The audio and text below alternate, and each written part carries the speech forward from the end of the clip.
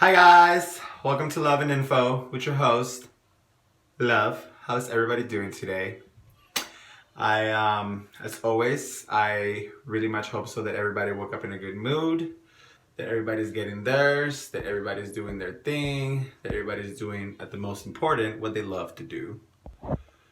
Because I had to check if my phone was charging, because if not, it's gonna die. There we go. So yeah, I hope that everybody's doing what they want to do. I think that life doing what you have to do is very miserable when you choose to do that your whole fucking life. That applies to so many aspects of the results that we see in the lives that we want. So I hope that everybody's in that path. Meaning that if it's rocky right now and it's getting you somewhere, then good for you. Shooting a fucking arrow. How am I doing? Well, I'm doing pretty well. I don't have 2 more weeks. I have 1 more week left on my class, and I'm done with all that bullshit. And yeah, so I got some big news coming on this Friday. They may or may not happen. They may be the biggest hit thing. They may not, but it's a surprise. Whether it goes good or bad or however it goes, I'll let you guys know on Friday. But just know that I have some things working on. So today we're going to talk about drugs. Today we're going to talk about drugs, and not only the effect these drugs have, the ones that everybody talk about, the effects that the drugs have on people, from recovery to what they lose, their mental, their physical, the self-love and all that. We're going to leave all that behind. And now think of all this all this negative stuff that the drugs represent and what they are to humanity itself. Would you want to be part of a culture that is represented by that? Or a culture that has been targetized to be and to represent something like that?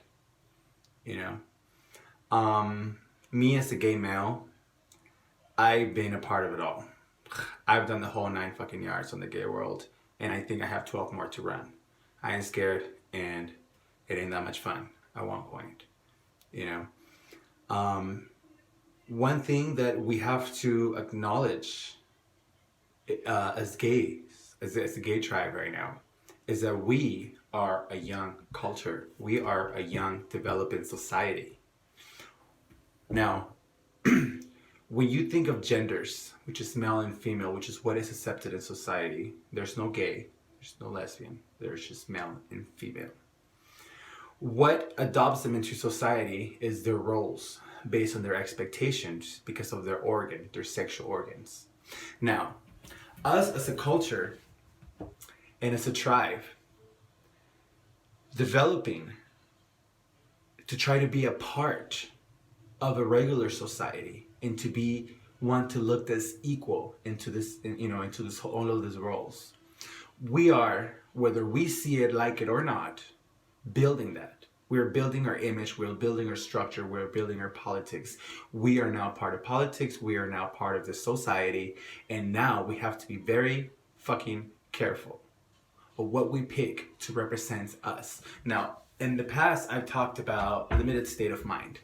Limited state of mind being a syndrome that is targetized to affect certain communities. A limited state of mind is when you think that you are limited.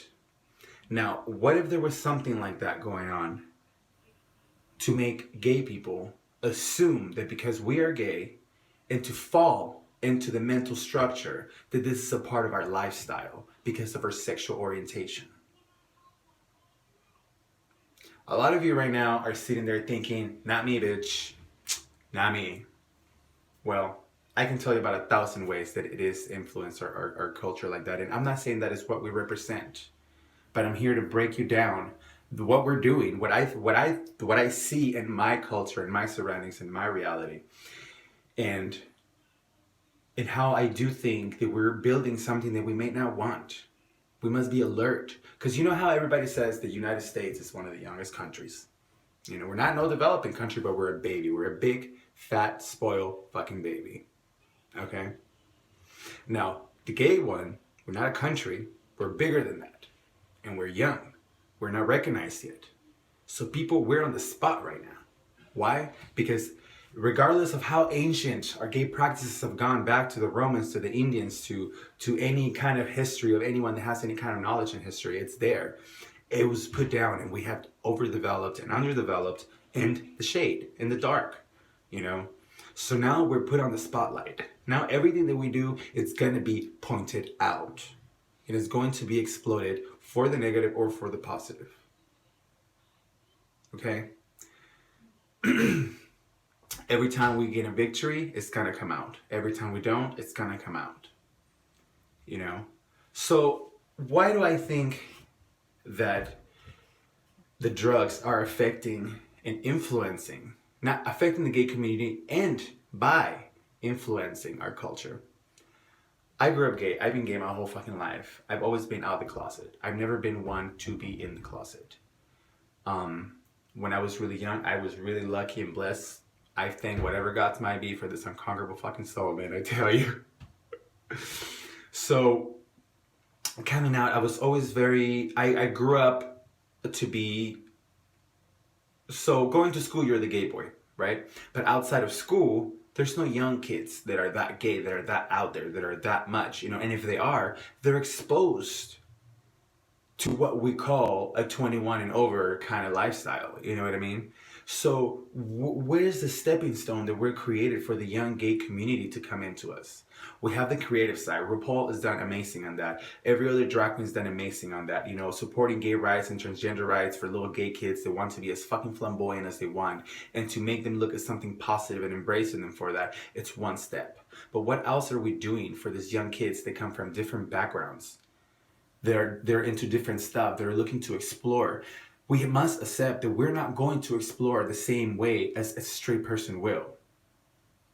And the paths that we are setting are the paths these kids are going to follow. So what paths did I follow what paths did I choose to follow when I was a young kid? Well, I was straight with prostitution and drug addiction. Prostitution, drugs, and money. That's what the hell was in front of me. As a young immigrant in the United States, from lower working class in the United States, that's what was exposed to me. That was my reality as a gay 15-year-old. That's what I had to look at. That's what was put in front of me. Now, all the queens in the past, they have done whatever the fuck they had to do for me to even be able to sit here and make this video. Am I throwing something in their face? No. What I'm telling you guys right now is that our strategy must change. Because right now, we are trying to be a part of the world agenda.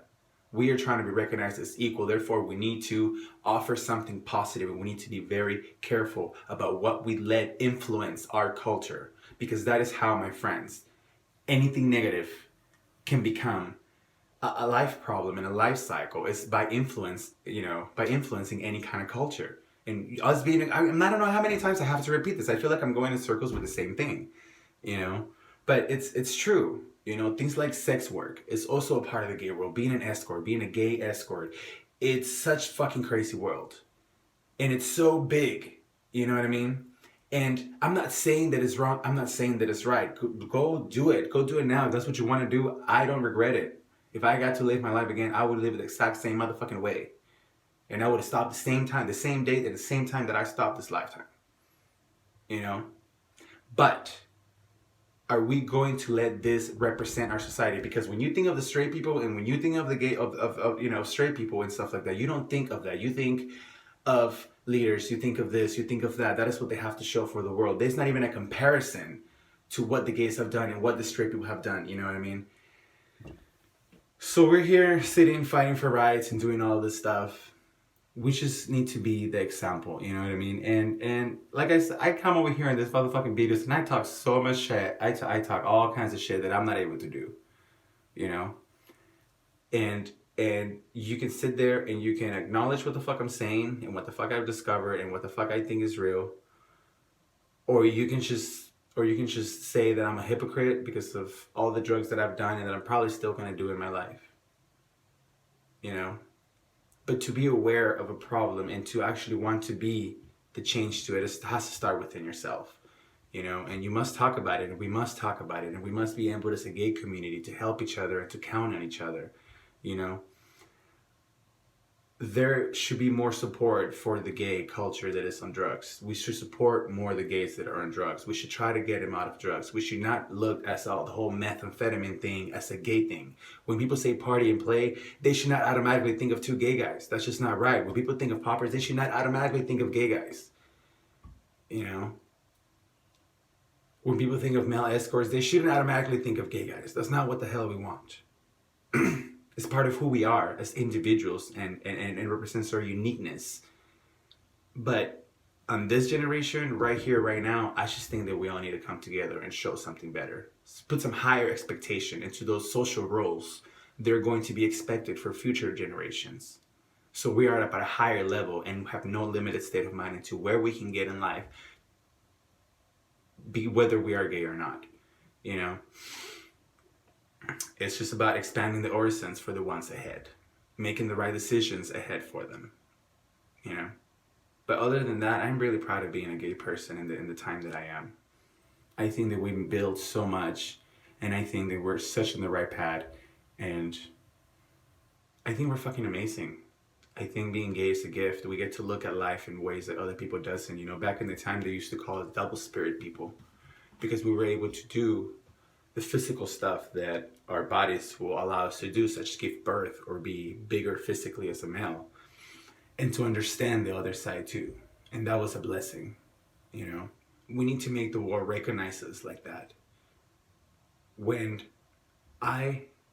people look back our gay history, just like the Indians left theirs with their double spirit people, I want people in, you know, a couple hundred years from now to look back at our generation and to be able to say something beautiful like that. Like we have to say about the Indians and what their gay culture was and what their gay influence was into their own, you know, birth culture. And it's just like, it's crazy. It's positive. It's what we want, right? I'm just saying. Anyway, I'm gonna go smoke some weed. We're all stars. Shine like one.